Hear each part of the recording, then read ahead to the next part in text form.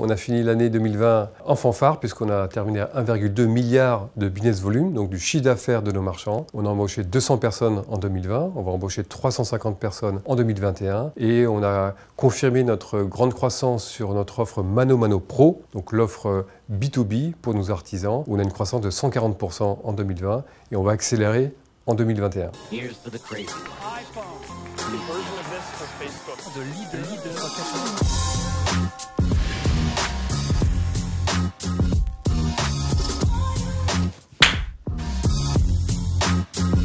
Mano, c'est un site de destination dans la verticale du bricolage et du jardinage. Donc chez Mano, vous trouverez du choix, du prix et du conseil.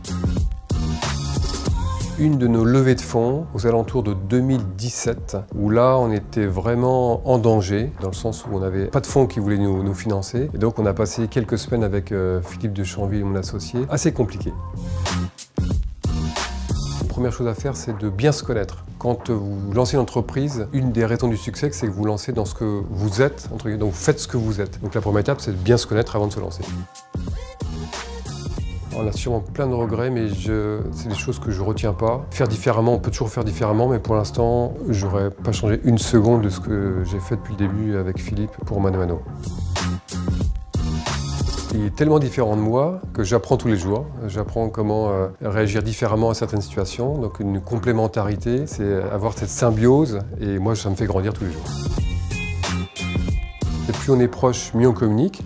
Avec Philippe, il y a quelques années, on avait décidé de se mettre chacun au sein de ses équipes, donc on s'est séparés, entre guillemets. Et au bout de 15 jours, la boîte était en feu et partie en vrille. Donc on a compris que voilà, le fait d'être séparés, ça ne fonctionnait pas. Donc on s'est remis tout de suite sur le même bureau et tout de suite, ça a fait la différence pour la boîte. Aujourd'hui, Mano Mano est leader en France. Avec Philippe, notre rêve fou, c'est de devenir leader en Europe.